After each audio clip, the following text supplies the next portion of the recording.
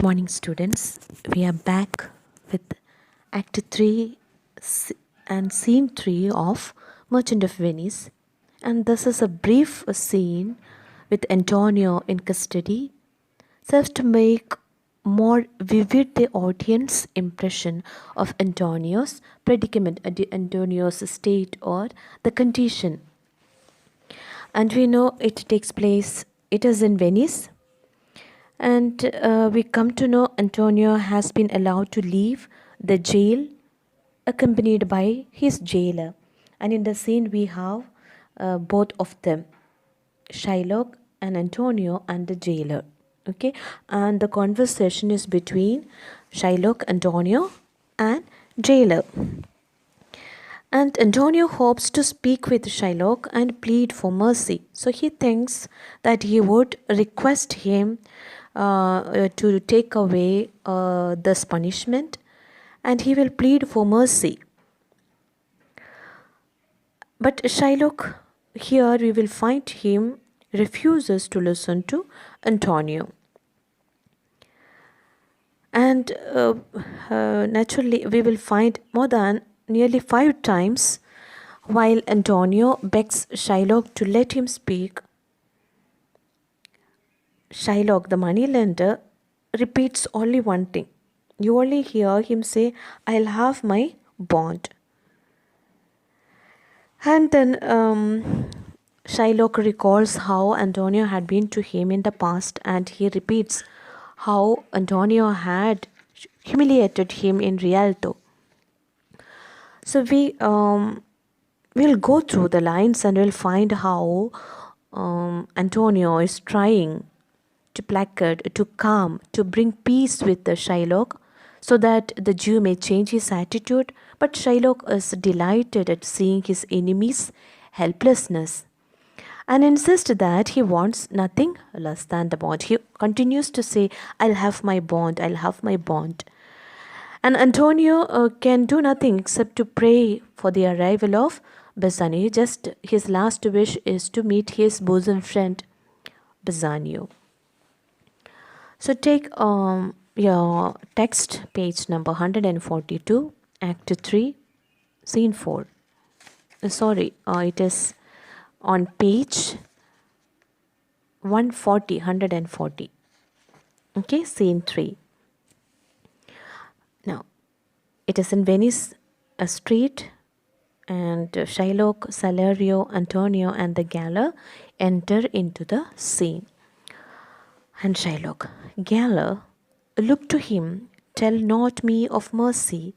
This is the fool that lent out money gratis. Gaoler, look to him." Gaoler here is the jailer, and he is telling the jailer to guard Antonio so that he do not miss. He says that, "Tell me not of mercy. You shall not beg for mercy for this man who, this fool that lent out money gratis, who gives money, who lent money free of interest. Gaoler, look to him." Gaoler, look to him means keep him in your charge. Take charge of this fool who lent money without interest, free of interest. Antonio, hear me yet, good Shylock. So he is still pleading to Shylock just to listen to him. Hear me means please listen to me once. But to this, Shylock says, "I'll have my bond. Speak not against my bond. I have sworn an oath that I will have my bond." Now he says, "I have nothing else in my mind." Shylock refuses to be soft. And then he says, "I will only have my bond." He repeats emphatically. Okay, he repeats again and again that I'll have my bond. And then he says the reason why he wants only the bond. He wants to take his revenge. For what reason? He says, "Thou callest me dog before thou hadst a cause, but since I am a dog, beware my fangs. The Duke shall grant me justice. I do wonder, thou naughty gaoler, that thou art so fond to come abroad with him at his request. Now he is blaming the jailer for bringing Antonio to make his request with Shylock. He is telling why you have freed Antonio to come to me to beg for mercy. And he directly tells to Antonio that you had called me, thou callest me dog before thou had a cause. Without having any cause or reason, you have called me a dog. And now, since I'm a dog, beware my fangs. So he says, now beware of my teeth. I may bite. We have heard about the dogs that bark. Here, the dog that bite. He says, I'm a dog that bites, so beware of my teeth. The Duke shall grant me justice. I do wonder, thou naughty gaoler, that thou art so fond to come abroad with him at his request. And he says to the jailer, I am surprised, you, that worthless jailer, that you are so foolish, that you are a fool to bring Antonio along with you to seek my mercy. And he says he is so sure that the Duke will grant him justice. The Duke will grant him justice. Antonio, I pray thee, hear me speak. So Antonio again request. We'll find 3 to 4, 5 times Antonio trying to talk to Shylock.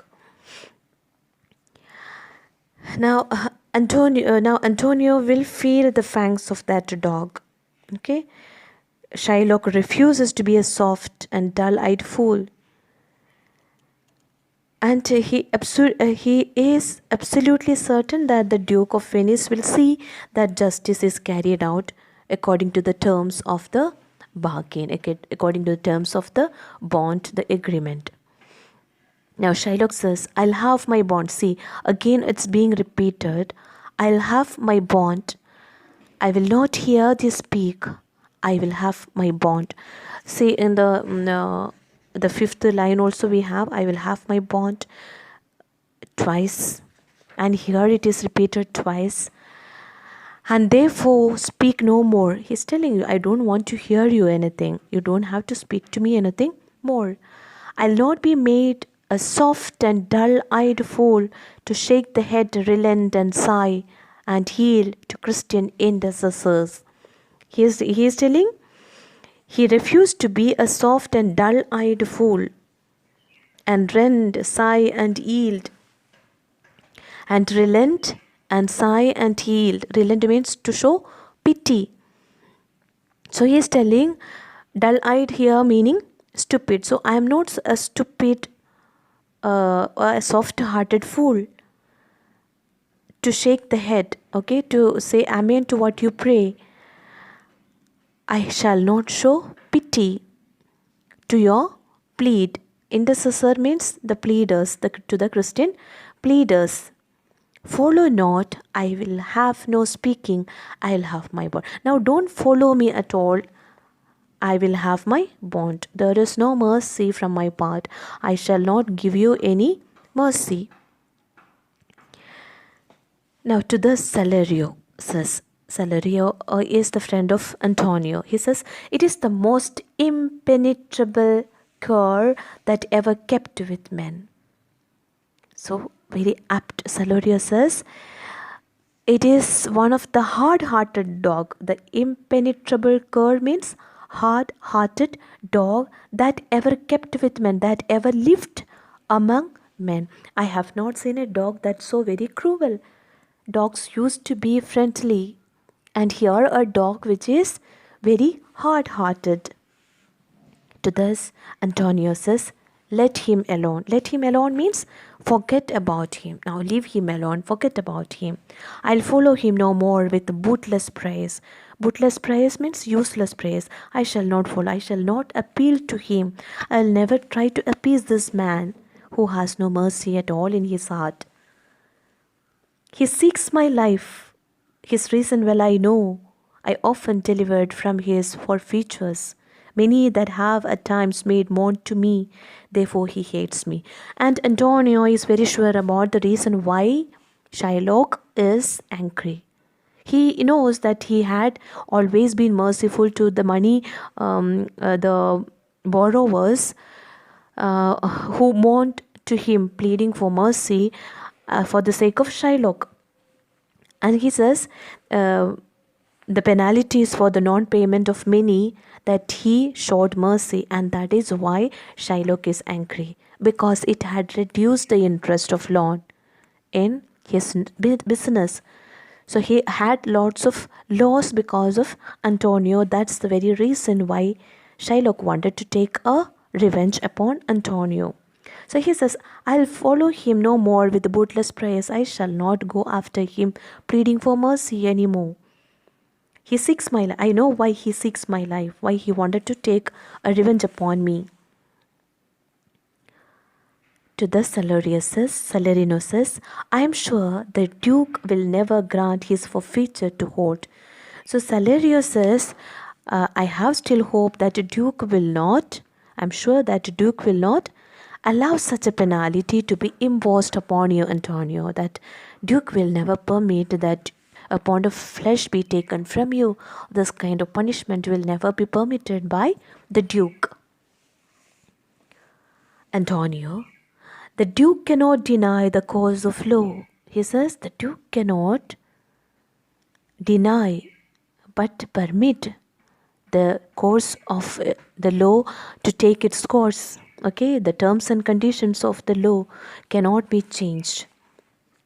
For the commodity that strangers have with us in Venice, if it be denied, will much impeach the justice of the state. He says there are some kind of rights, some kind of terms and conditions with which the foreigners, the strangers, used to have business in Venice. So Venice has some kind of terms and conditions in their merchandise, and it cannot be refused. So the strangers have some kind of relaxation, some kind of terms and conditions that is kept in the Venice. If they are refused, if those kinds of terms and conditions are refused, it will be an accusation. Impeach means accusation against Venetian justice. And so the trade, because it all can affect the trade and the prosperity of the city of Venice. And it all depends on the international trade. And you know, Venice is known for its trade and business. So he says Duke has to go with the terms and conditions.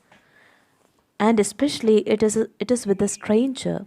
And Jew, the Shylock, is a stranger in Venice who is doing the business. Since that the trade and profit of the city consisteth of all nations, it is of an international trade, it has to go with the terms and conditions, the agreements with which it has begun. Therefore go. These griefs and losses have so baited me. Have so baited me means it has made me lose so much of my weight, so much. I have become so reduced. I have lost so much of weight. I have become so tired of all these things that I shall hardly spare a pound of flesh. Now I have nothing on my body that I'm worried if Shylock can get a pound of flesh from my body.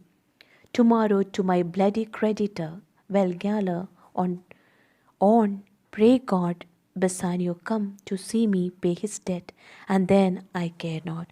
Now he says, I pray to God that my only prayer is that Bassanio may come to see me, discharge his debt, and then I care for nothing else. He only wanted to see Bassanio and to discharge his debt. And he says, well, Gala, you proceed. He is telling to the jailer to proceed. So in this short scene, the action of the bond plot quickens towards its climax. And then we know the Shylock's language. It indicates his obsession with a single idea, that the word he repeats is bond. Repeated many times. And he makes his exit with that, I will have my bond. And we know, in contrast to Shylock's this angry, fiery outburst, we have Antonio, so very quiet and almost ready to enter his death. He is ready to give up. He has given it up.